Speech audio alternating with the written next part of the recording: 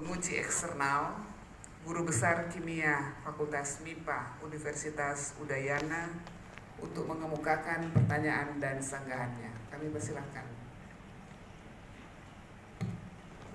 Terima kasih Ibu Rektor selaku pimpinan sidang, para guru besar dan tim penguji lainnya.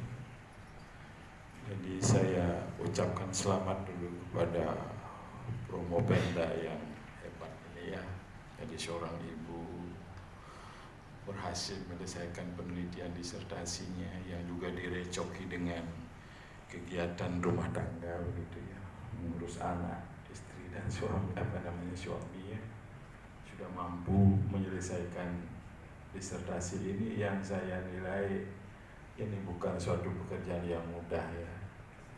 Mengisolasi bakterinya, kemudian mengidentifikasi lalatnya.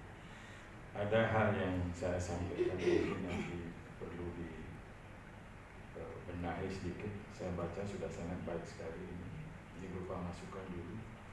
Nanti di metodologi penelitian, itu penelitiannya rancangannya adalah deskriptif, eksploratif, dan eksperimental laboratoris.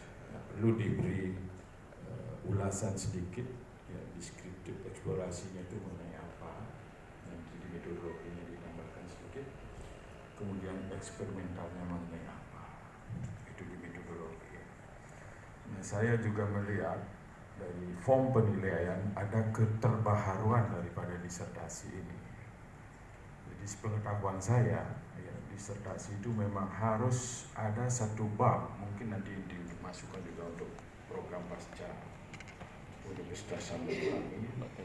Jadi di hasil dan pembahasan itu dimasukkan ya, subbab mengenai kebaharuan penelitian sehingga lebih jelas ya, walaupun nanti di saran sudah disebutkan ya, atau di hasil penelitiannya.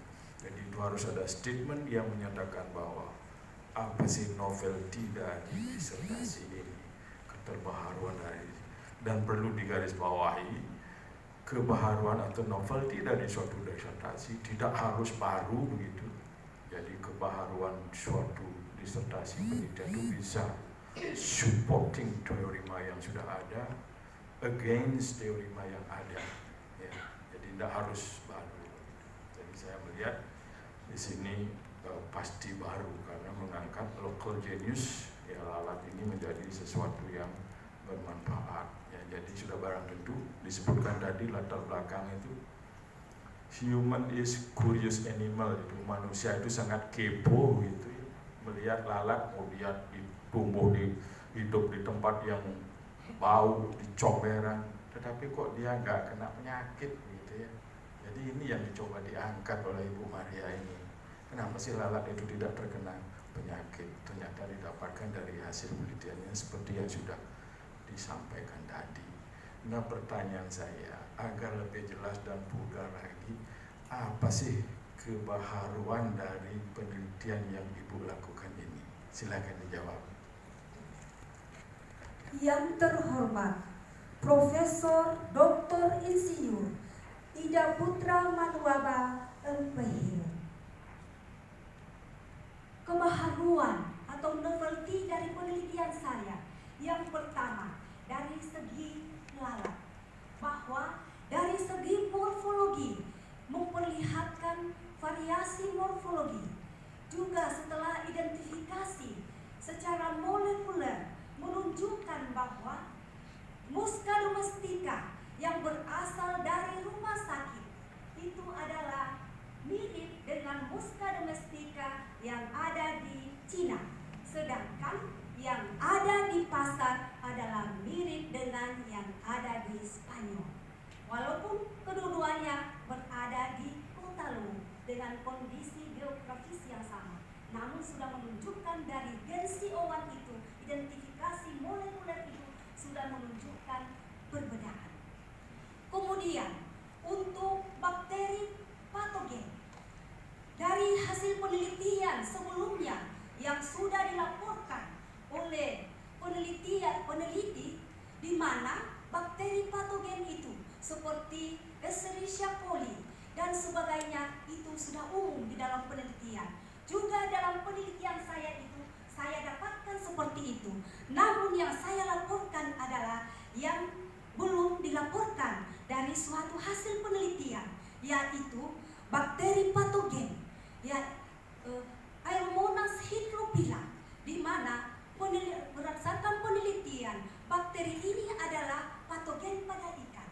Namun menurut literatur juga dari suatu hasil penelitian bahwa Aeromonas hydrophylla ini juga sudah dilaporkan bahwa bakteri ini adalah termasuk patogen yang dapat bersifat enteropatogen. Kemudian untuk Klebsiella pneumonia, bahwa bakteri ini adalah menurut literatur bahwa dia dapat menyebabkan infeksi pada saluran pernapasan. Ya. Dan juga bahwa bakteri Klebsiella pneumonia ini adalah merupakan infeksi nosokomial di rumah sakit. Dan berdasarkan hasil penelitian orang lain bahwa Aeromonas hydrophylla ini, Klebsiella pneumonia ini sudah resisten terhadap beberapa antibiotik. Namun dari penelitian saya, bakteri penghasil antimikroba ini yang saya ujikan terhadap Klebsiella pneumonia ternyata masih menghambat bakteri Klebsiella pneumonia tersebut. Sehingga saya akan melakukan penelitian lebih lanjut. Apa yang dihasilkan oleh Klebsiella pneumonia ini sehingga dapat membunuh bakteri Klebsiella pneumonia yang sudah resisten terhadap obat tersebut. Mudah-mudahan ke depan saya bisa dapat mengisolasi antibiotik itu untuk dapat digunakan dalam pengobatan Klebsiella pneumonia.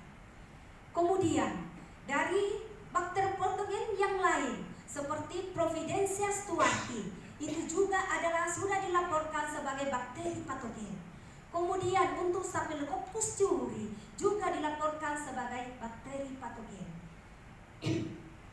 Kemudian selanjutnya untuk bakteri penghasil antimikroba saya dapatkan 7 isolat, di mana di dalam penelitian saya terbukti bahwa isolat tersebut berpotensi menghasilkan zat antimikroba. Ini terbukti dapat menghambat 11 bakteri uji yang saya gunakan di dalam penelitian ini.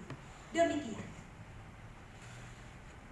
Baik ya, saya kira ini yang perlu di-state dalam novelty, menjadikan satu subbab yang nantinya akan mengendorse untuk publikasi, ya, publikasi internasional sudah barang tentu pasti bisa menembus yang sekarang didengung-dengungkan mungkin Scopus, ya.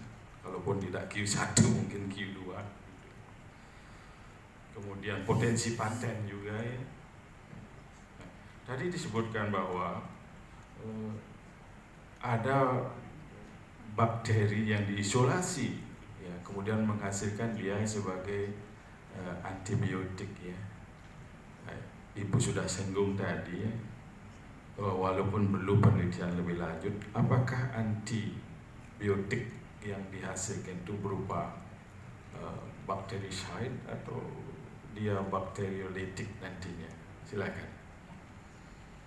Yang terhormat Profesor Dr. Insinyur Ida Putra Manuaba Empehi. Ya, untuk mengetahui bahwa apakah zat antimikroba yang dihasilkan oleh ketujuh isolat tersebut itu saya belum bisa tentukan apakah dia bersifat sebagai bakteriside atau membunuh bakteri, atau dia bersifat sebagai bakteriostatik atau hanya menghambat pertumbuhan bakteri patogen. Untuk itu saya akan berusaha untuk melakukan penelitian lebih lanjut untuk mengoptimasi dari pH, medium fermentasi, dan nutrien sehingga saya bisa memperoleh zat antimikroba yang lebih optimal, dan saya akan ujikan terhadap beberapa atau banyak bakteri patogen yang dapat menyebabkan penyakit pada manusia, sehingga untuk ke depan antibiotik itu dapat digunakan dalam pengobatan berbagai penyakit pada manusia. Demikian. Baik, saya kira ini nanti menjadi ladang baru untuk penelitian-penelitian berikutnya. Saya kira itu yang saya tanyakan dan jawabannya sudah mencerminkan seorang doktor. Terima kasih. Terima kasih kepada Profesor Dr. Insinyur Ida Baputra Manuaba